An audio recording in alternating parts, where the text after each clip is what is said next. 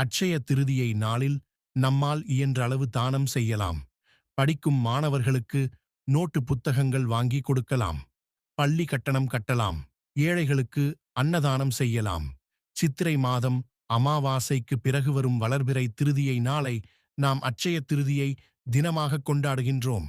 சயம் என்றால் தேய்தல் என்று பொருள். அட்சயம் என்றால் தேயாது, குறையாது, வளர்தல் என்று பொருள். அட்சய திருதியை அன்று எதைச் செய்யத் தொடங்கினாலும் அது குறையாமல் மேலும் மேலும் வளரும் என்பது ஐதீகம். யுகம் யுகமாக இந்த நாள் மிகவும் சிறப்பு வாய்ந்த நாளாக கருதப்பட்டு வந்திருக்கின்றது.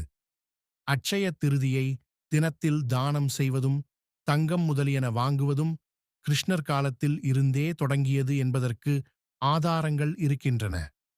தங்கம் என்பது லட்சுமியின் ஒரு அம்சம் என்று சொல்லப்பட்டிருக்கிறது. எனவேதான் அட்சய திருதியை நாளில் தங்கம் வாங்குகின்றனர். சுக்கிரனின் அம்சமான வெள்ளியும் வாங்கலாம்.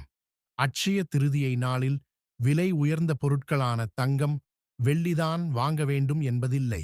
வீட்டுக்குத் தேவையான எந்தப் பொருளும் வாங்கலாம். குறிப்பாக வெண்மை நிறமாக இருந்தால் மிகவும் சிறப்பு.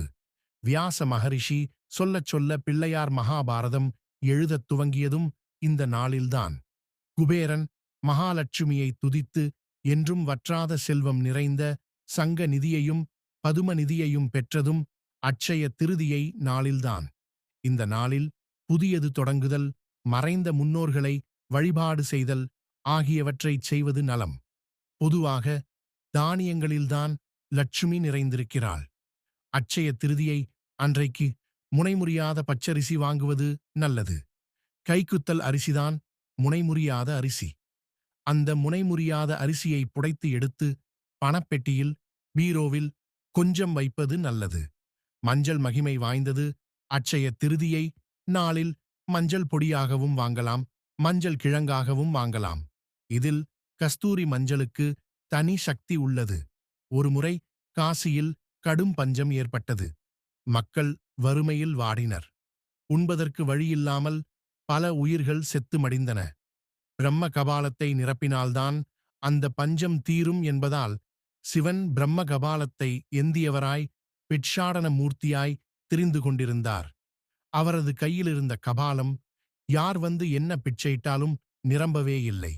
அப்போது பார்வதி தேவி அன்னபூரணியாக அவதாரம் எடுத்தாள். தன்னுடைய அட்சய பாத்திரத்திலிருந்து அள்ள அள்ளக் குறையாமல் அனைவருக்கும் அன்னத்தை வாரி வழங்கி அனைவரின் பசிப்பிணி தீர்த்தாள். சிவனார் ஏந்தியிருந்த பிரம்ம கபாலம் நிரம்பும் அளவுக்கு அதில் உணவினை இட்டாள். அதன் பிறகே அது இறைவனின் திருக்கரத்தில் இருந்து நீங்கியது. அத்தகைய சிறப்பு வாய்ந்த அன்னபூரணி தேவி அவதரித்ததும் அட்சய திருதியை நாளில்தான். அட்சய திருதியை நாளில் அதிகாலையிலேயே எழுந்து குளித்துவிட்டு பூஜை அறையில் கோலமிடுங்கள். அதன்மேல் ஒரு மனைப்பலகையை போட்டு மேலே வாழை இலை ஒன்றினை இடுங்கள். இலையின் நடுவே கொஞ்சம் பச்சரியை பரப்பி அதன்மேல் ஒரு செம்பில் நீர் நிரப்பி மாவிலை, மஞ்சள் தடவிய தேங்காய் வைத்து கலசமாக்குங்கள். கலசத்தின் அருகே ஒரு படி ஆழாக்கு அல்லது ஒரு டம்ளரில் நெல் நிறைத்து வையுங்கள். கலசத்திற்கு பொட்டு வைத்து பூ வைக்க வேண்டும். லட்சுமி நாராயணர் படம் இருந்தால் அதனையும் வைத்து அலங்கரியுங்கள். பின்னர் குத்துவிளக்கினை ஏற்றி வையுங்கள். மஞ்சள் பிள்ளையார் பிடித்து வாழை இலையில் வலப்பக்கமாக வையுங்கள். நீங்கள் புதிதாக வாங்கிய பொருளை கலசத்தின் முன்பாக வையுங்கள். விலை உயர்ந்த பொருளாகத்தான் இருக்க வேண்டும் என்பதில்லை. அட்சய திருதியை நாளில் எல்லோராலும் வாங்க முடிந்த பொருளான உப்பை வாங்கி வைத்தாலே போதும். அஷ்டலட்சுமி கடாட்சம் உங்கள் வீடு தேடி வந்துவிடும். முதலில் விநாயகரை வேண்டிக் கொள்ளுங்கள். பின்னர் கலசத்தில் மகாலட்சுமியை எழுந்தருளும்படி பிரார்த்தியுங்கள். உங்களுக்குத் தெரிந்த விஷ்ணு லட்சுமி, சிவன் பார்வதி, குபேரன் துதிகளைச் சொல்லுங்கள் அல்லது கேளுங்கள். குபேர லட்சுமியின் அருள் அள்ள அள்ள குறையாமல் நம்முடைய வீடுகளில் நிறைந்திருக்க அட்சய திருதியை அன்று லட்சுமி வழிபாடு செய்தும் தயிர் சாதம், புதிய வஸ்திரம் முதலியவை தானம் அளித்தும் தெய்வங்களை வழிபடுங்கள். அட்சய திருதியை நாளில் நம்மால் முடிந்த அளவு பொருட்களை தானம் செய்து அன்னை மகாலட்சுமியின் அருளால் அளவற்ற செல்வம் பெற்று ஆனந்தமாக வாழ்வோம்.